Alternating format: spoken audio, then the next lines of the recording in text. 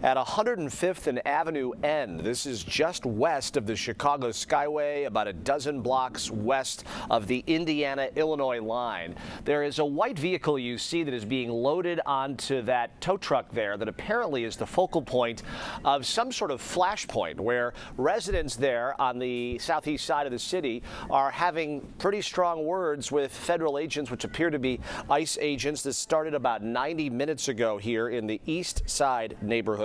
Again, it is apparently a car accident. Again, what triggered that accident is unclear. We have a crew en route to the scene to kind of put some better information around the images, but you see those flags, you see those federal agents. At this moment, things seem to be peaceful. A short time ago, we saw pictures where it was a little more heated, but it does not appear as though there are any active arrests. You see that phalanx of black SUVs, that group of about 3 dozen people there, again, at 105th and Avenue N, just right shy of the Indiana border near the Hammond Horseshoe Casino rather, there on the East Side neighborhood.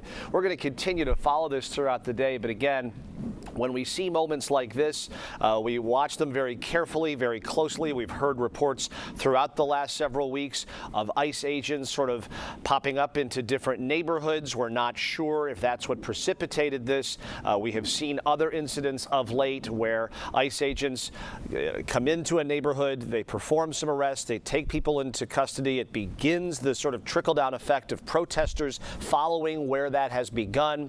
At least on one other occasion, we've seen ICE agents leave and reportedly hit a vehicle on their way out. Now, we just saw some disbursement here. Literally, as we're speaking, you see folks running away. Obviously, we need to be very careful in trying to surmise what might have triggered that.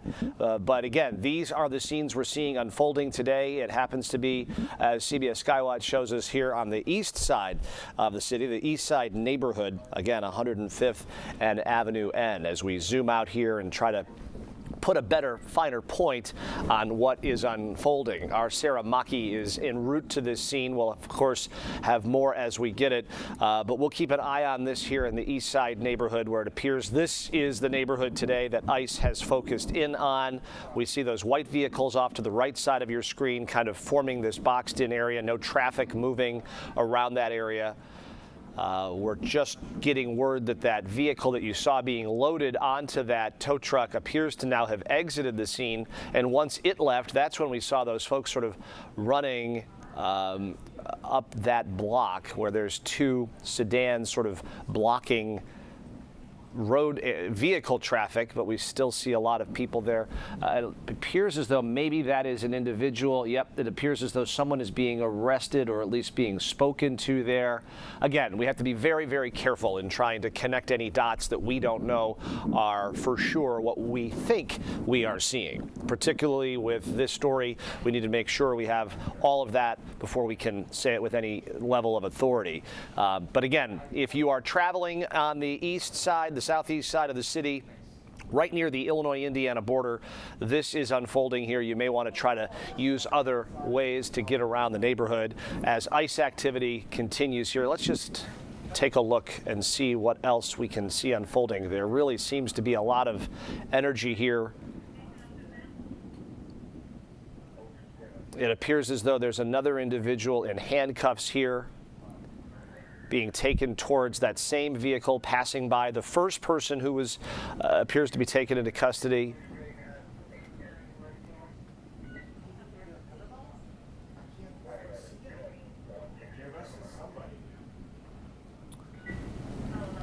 As we get a better look here, these are the stories we have seen unfold in various communities. Today, it is here in the East Side neighborhood. We're going to wait, and when we find out that our crew is on scene, Sarah Maki is making her way there. She left to head down to the scene a short time ago. We hope to get her to kind of augment our coverage here, but this group that sort of dispersed there about 3-4 minutes ago is now kind of back in the intersection, somewhat surrounding that vehicle where we saw that individual put into either handcuffs or zip ties.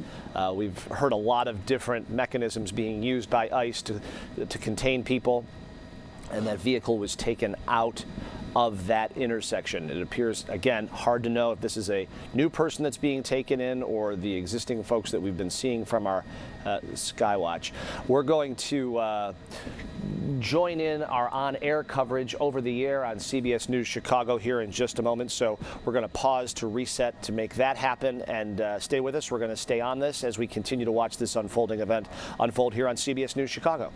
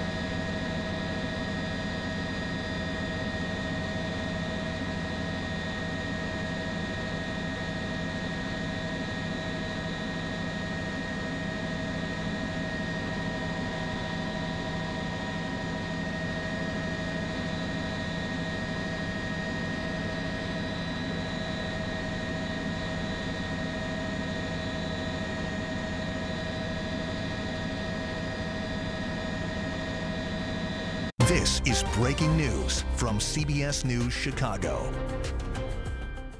Good afternoon. I'm Chris Ty in the CBS News Chicago newsroom. We are looking live here by way of CBS News Skywatch. You are looking at 105th and Avenue N on the city's southeast side. This is the east side neighborhood, just west of the Chicago Skyway, from a marker standpoint, not far from the Horseshoe Casino. Here's what we're understanding has unfolded in the last 90 minutes time thereabouts. ICE agents have kind of swarmed this neighborhood.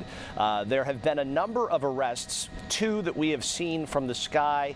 There may have been more before we got on scene. We do not know. And it appears as though these were arrests. Again, we have a reporter en route to the scene here shortly, and we hope to have a better, finer point on this. But you can see a few dozen federal agents, we believe Border Patrol, ICE agents, sort of meeting face to face with residents of this community as these arrests unfold. There was a white SUV that was loaded onto a tow truck a short time ago with damage to the front of that vehicle that was taken away. As that unfolded, things kind of quieted a little bit.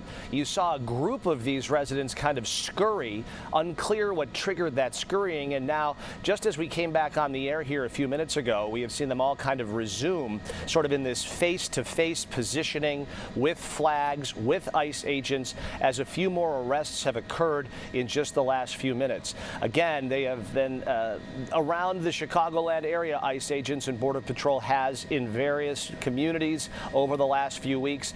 Today, what we're seeing is this unfold in the east side neighborhood at 105th and Avenue N.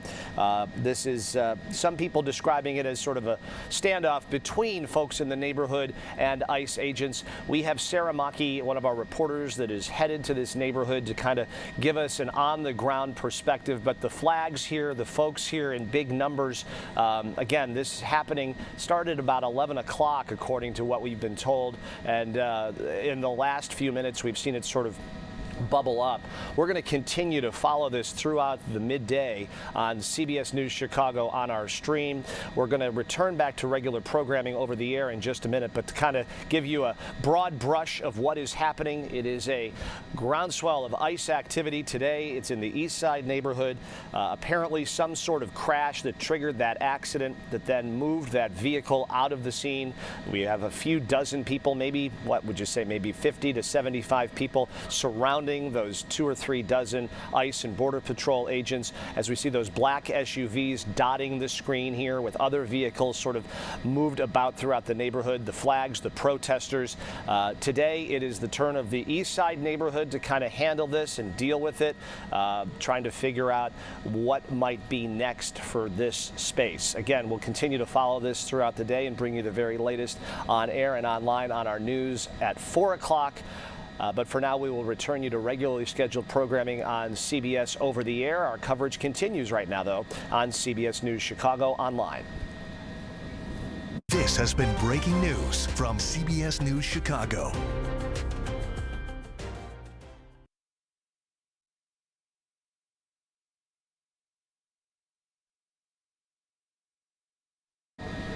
And we continue our coverage here at 1233, where you see that sort of wall between federal agents and protesters here on the city's southeast side.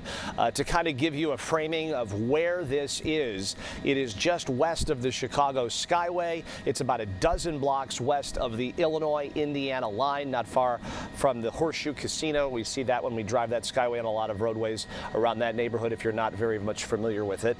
Again, we are continuing to follow this story that started around 11 this morning. Again, we've seen these kind of stories unfolding in a lot of other neighborhoods. At least 2 arrests that we saw. There was some sort of car crash. We aren't sure exactly what precipitated that. And there has been just sort of a back and forth between these protesters and these federal agents here in the last 25 minutes as we kind of get a zoom out look at what agents are dealing with, what neighbors are dealing with in the East Side community. Our Sarah Maki is on her way there. We hope to have her on the phone or live on the ground in a short period of time.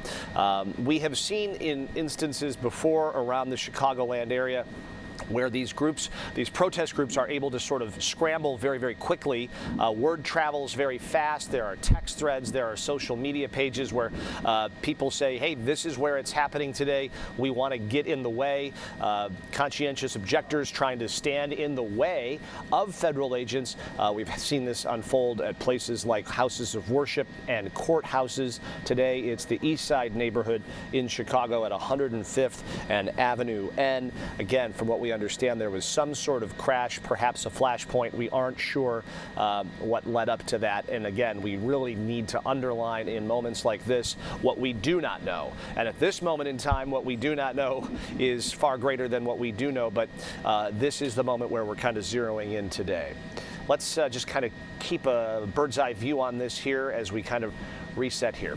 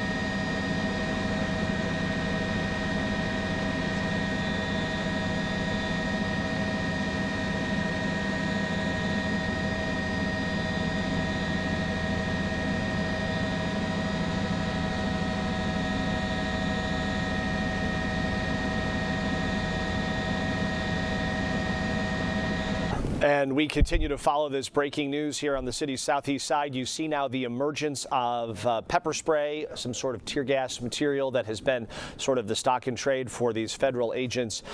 Some have pointed out to us that it appears as though it's more border control than ICE. Again, we're having a harder time if the chopper crews are able to get a closer look at the badges or the names or the types of authorities we're dealing with here. But again, now you're seeing this larger use of smoke. You see the disbursement, which is, of course, the goal of these devices, to sort of disperse crowds. If you're just joining us, boy, there is a large disbursement underway right now here at the intersection of 105th and Avenue N on the city's southeast side, where, from what we understand, the federal agents arrived around 11 a.m.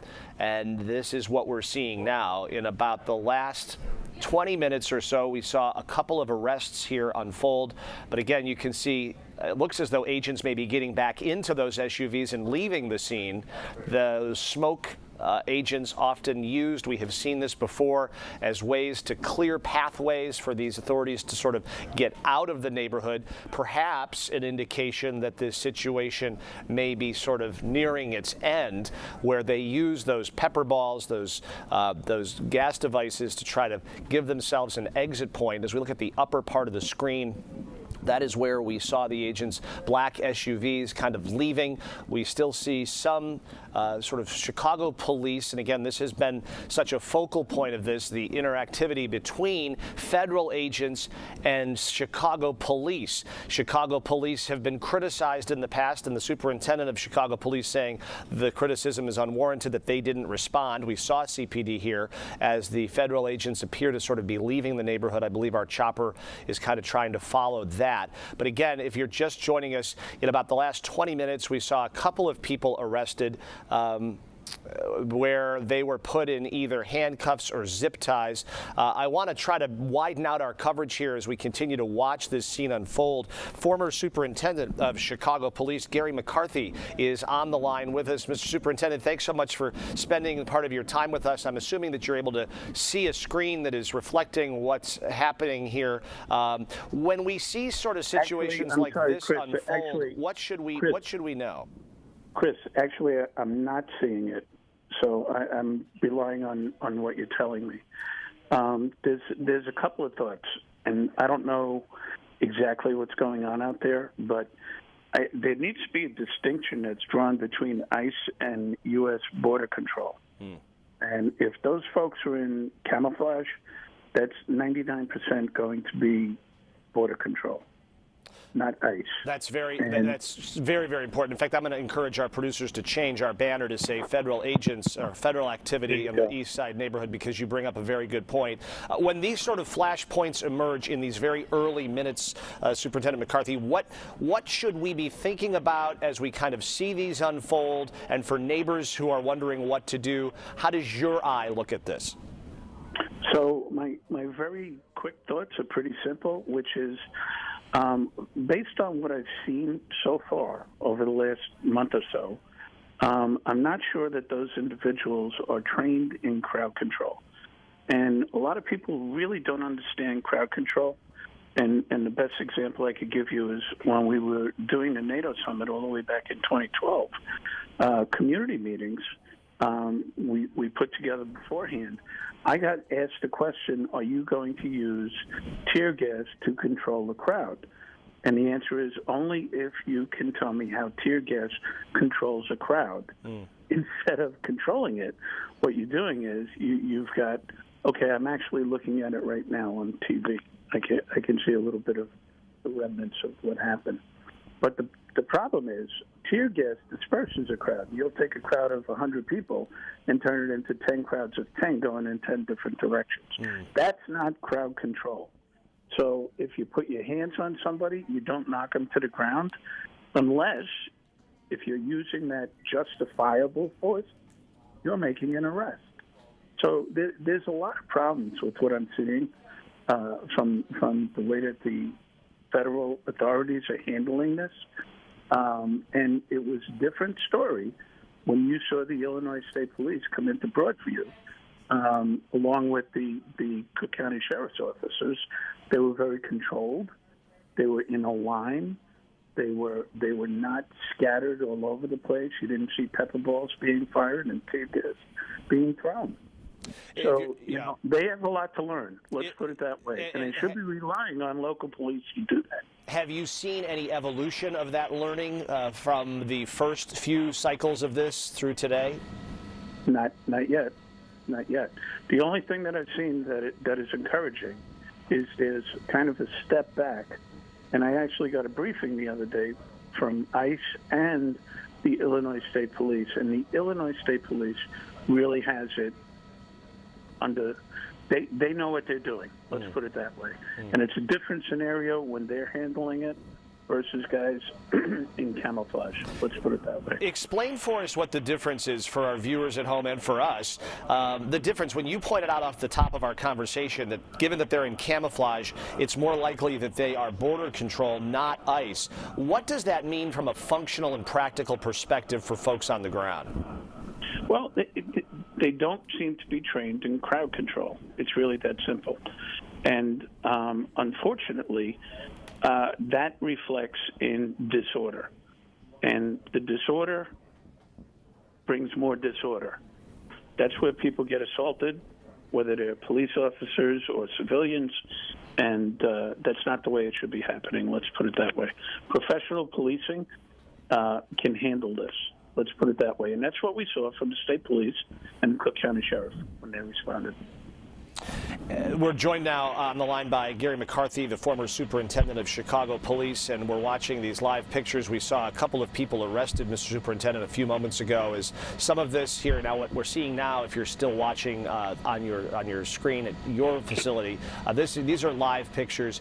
We saw what we believed were a couple of arrests. There was a group of people that dispersed. They kind of came back, and then before it appeared the federal agents sort of left the scene, there was that disbursement of smoke, what you're talking about. We've seen so many incidences in the last few weeks of pepper balls being used and smoke being used in various methods.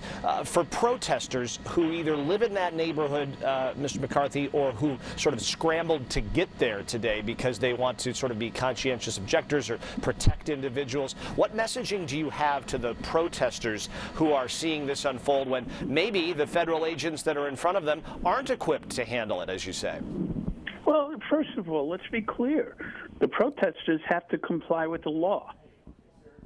I think everybody's forgetting about that. Right. I think everybody's forgetting about that. And at the end of the day, you throw rocks or you throw bottles at the police, that's an assault, and you need to be arrested. And let's put that at the front of this.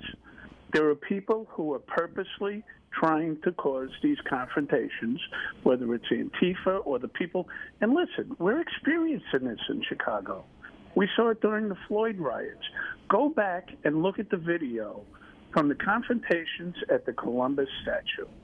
They were organized, just like they were during NATO, just like they were during the DNC. And they've been handled different ways. The DNC and NATO were handled the same way. The Columbus statue was not handled that way. The officers weren't equipped for it, and that was because of direction from City Hall. Okay. Cops can handle this, okay? But protesters do not get a free pass to assault people or cause property damage. Nobody is saying that. Let's get that out there. But for folks who are protesting peacefully, who just want to sort of be there and be heard and be seen, who are not throwing rocks, who are not getting in the way, when you have Federal Agent Group A versus Federal Agent Group B, you need to know, right, that there's a group of people that are equipped to handle this, and there's a group that may be less equipped. Yeah, but by the same token, the bad guys infiltrate those peaceful protesters. Right. And it's hard to tell the difference. Come on, let's get the facts out there. Fair point. As we, again, if you're just joining us here at about 10 to the hour, you are looking here on the southeast side of the city in the east side neighborhood, 105th and Avenue N, not far from the Horseshoe Casino, a dozen blocks or so west of the Indiana border here, where at about 11 a.m. we started to see things unfold. In the last 20 minutes, we've seen 2 arrests and the disbursement of several gas agents to try and diffuse the situation.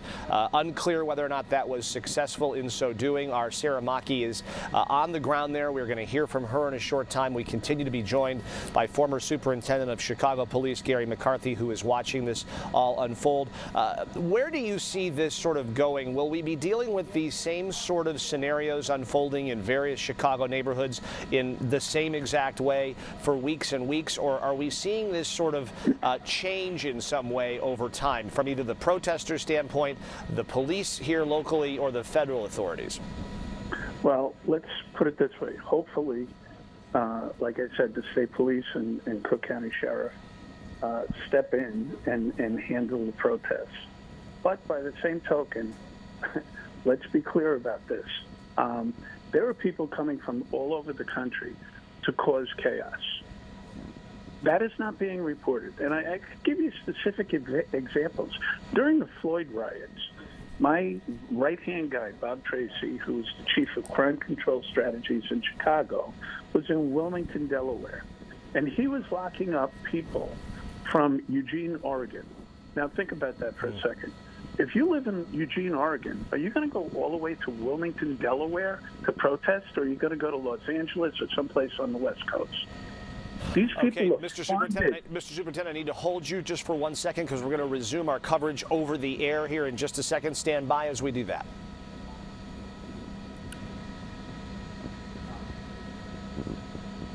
This is breaking news from CBS News Chicago. Good afternoon. I'm Chris Ty in the CBS News Chicago newsroom. We continue to follow this unfolding story in Chicago's East Side neighborhood. You're looking near 105th and Avenue N, a dozen blocks west of the Indiana border near the Horseshoe Casino, where a short time ago we saw federal agents sort of face-to-face with a group of protesters here. We understand this all began at around 11 this morning, where there was some sort of altercation, some sort of car accident occurred. A vehicle was taken out of the scene, and then a short time later, 2 people were arrested. You see one of them arrested right there on your screen. Again, this was about 25 minutes ago. A second person arrested shortly thereafter. And then that black SUV, which is joined by a number of others, believed to be those of the federal authorities on scene, which we understand may be Border Patrol, not ICE. But again, we're continuing to figure that out. We have a reporter on scene. Then we saw this disbursement of smoke agents into that neighborhood, which kind of cleared out the crowd and allowed those federal vehicles to sort of exit the area. And that's where we find ourselves now, where the standoff continues. Again, I use the word standoff, but perhaps it's just more of a verbal altercation between federal authorities and either neighbors in that community, protesters from Chicago, or, as former Superintendent of Chicago Police Gary McCarthy put it, perhaps folks who have traveled here from outside the area with various agendas or trying to be conscientious objectors. We just don't know. It is too early in this story. We have seen this sort of thing unfold in a number of Chicago communities of late. Superintendent McCarthy continues to be on the line with us today and help put some words to these pictures. Mr. McCarthy, can you kind of explain for us and reset what your largest thoughts are here as we're sort of in the early stages of this latest incarnation of federal agents versus people in these communities? Oh, quite frankly, what I'm looking at on the TV right now looks like almost a non-event, if you will. If there's 2 arrests, as you say, that's something that a patrol car could do from the Chicago police. Whatever happened between those agents and protesters, or quote-unquote protesters, I don't know. But at the end of the day, this is being orchestrated by some people to cause chaos. And quite frankly, this is the politics of today. It is the politics of today, and it is also do not think that you get a free story pass to assault a police officer. Let me move this to a place where maybe we can learn a little bit more about what is going on the ground there. Our reporter Sarah Maki is just arriving. She's able to sort of give us a tone set of what's happening here on the East Side neighborhood. Sarah, what do you got? Yeah, Chris, actually things are still pretty chaotic out here. You can hear a lot of people are blaring their horns as they are driving by. Traffic again is moving. At times it has been stopped. At the most tense times, we should say, CPD was in here trying to block traffic to try and get some of the people out of here, some of those federal agents. But if you do take a look behind us, you can see still a lot of people in this area making some noise even as they leave. We arrived probably 15-20 minutes ago. At that time, we had a very large crowd at the end of the street, at the end of this block on Avenue N, where they were confronting what looked like federal agents, and as CPD also started to move in and try to do some crowd control.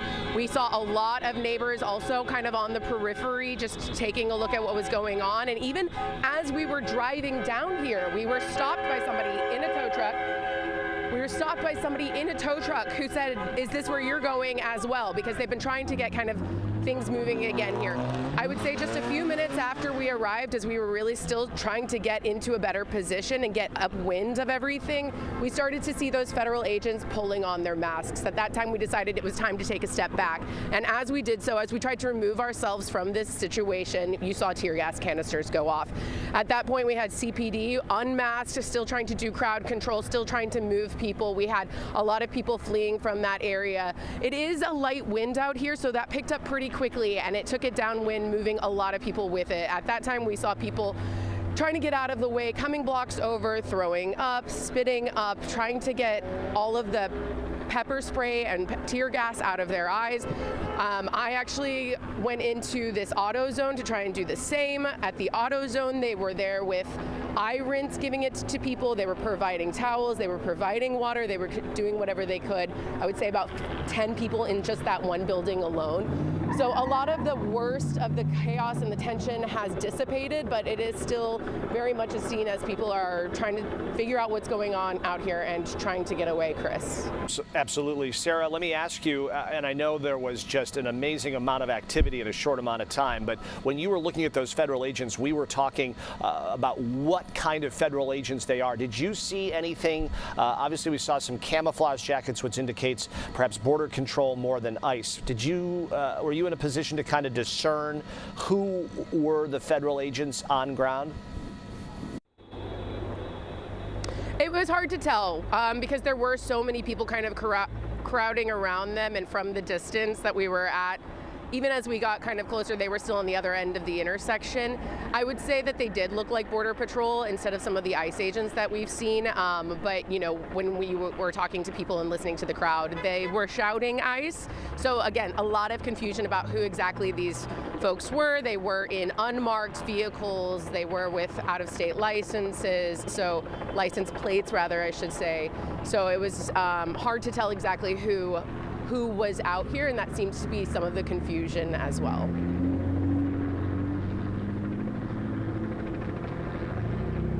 Stay safe, stay with us, keep us updated as anything new emerges. Want to re-bring in former Superintendent of Chicago Police, Gary McCarthy. Mr. Superintendent, let me ask you, when you have, as it appears from Sarah's fresh reporting here, and to the point you made very astutely off the start of our conversation, that it appears maybe this wasn't an ICE operation, but instead it is border control. And you made the point that border control has a different level of expertise, frankly, a lesser level of expertise when it comes to crowd control. When you're dealing with that sort of one against the other here, agents that aren't trained perhaps to handle this kind of situation, can that inflame the situation? Well, look, this is what you get when you have elected officials forbidding police to work with other agencies. If somebody can explain to me why that is, then I can answer your question. Chicago police are not allowed to work with ICE or border control. So we don't know what they're doing. They don't know what we're doing. This is unbelievable. Just think about that for a second.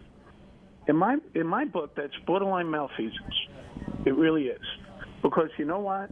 When cops need help, whether they're border control, whether they're ICE, or whether they're Chicago police officers, Metro, Port Authority, I don't care. Go help them and figure it out later. But We- what's happening is, we what's heard last- happening is, Go what's ahead. happening is they're being forbidden from doing that by politicians. We heard last week from the superintendent of Chicago Police, Larry Snelling, about how he has tried to keep the relationship strong with federal agencies, ATF, U.S. Marshals, FBI, etc. They work hand in hand in a lot of ways. There was that flashpoint 2 weekends ago where I think 27 Chicago police officers got essentially pepper sprayed by these federal authorities. Do you get the sense that the connective tissue between these agencies is improving? Are we seeing more sort of communication between these agencies to try to make things more fluid, or are they getting worse? No. How is that evolving, if at all? It's not evolving because Larry's boss, Brandon, tells him, don't work with them. That's... Just to push back on you, sir, he did. The superintendent said that he reached out and spoke with his counterparts in the federal agencies, the police agencies, to try and bring this thing to a softer landing. We should state that's your opinion that the mayor gave him that instruction. We have not independently confirmed that. Of course. But guess what? Reaching out to them and talking to them about what they're doing is not saying that you can go and cooperate with them and come up with a cohesive plan for public safety. Okay, let's move to the moment that we're seeing unfold here on the city's southeast side. Obviously, with the messaging, and as we look at a camera here that is on the ground, protesters have been warned to follow the law because the law applies. When we're dealing with this sort of thing in a neighborhood that may have not dealt with it before, what are some other things that you're thinking about from a law enforcement standpoint that you hope happens here in the hours ahead? Well, I hope that there's some sort of a convening of all the various agencies that are doing various things, and they come to a decision how to handle it. But right now, you've got chaos, and that's being created by the political climate that we're living in, and the police are put in the middle of it, just like Larry Stelling, just like John Hine. These guys are being put in a position where their boss is telling them one thing, but by the same token, their values are different. The politics and the values do not comport. To the point you were making earlier about protesters that may be there to not be conscientious objectors, but to actually sort of throw rocks in the system, we have fresh video of just that, Mr. McCarthy, and this is video where you can see those objects being thrown. There may be a delay to your camera, to your telephone that you're watching this on, but we did indeed see that, which we have seen so many times in the last few weeks here as we watch this situation from a little bit earlier. Again, this was from about 25 minutes ago in the moments before the federal agents left 105th and Avenue N, and they took at least 2 people into custody, as we understand. And as our Sarah Maki said, it's been a very unsettled, as you'd imagine, early afternoon there on the city's southeast side. We're going to continue to follow this coverage throughout the day on CBS News Chicago online. You can watch us on air and online at 4 o'clock today, and we'll, of course, continue to watch all of these developments unfold. Our thanks, of course, to former Superintendent of Chicago Police, Gary McCarthy. Gary, thanks so much for your time today. Yeah, no problem. We appreciate it very, very much. We're going to return you to regularly scheduled programming on CBS Over the Air. We'll continue to follow this throughout the day on CBS News Chicago online. For now, from the newsroom, I'm Chris Tye. This has been breaking news from CBS News Chicago.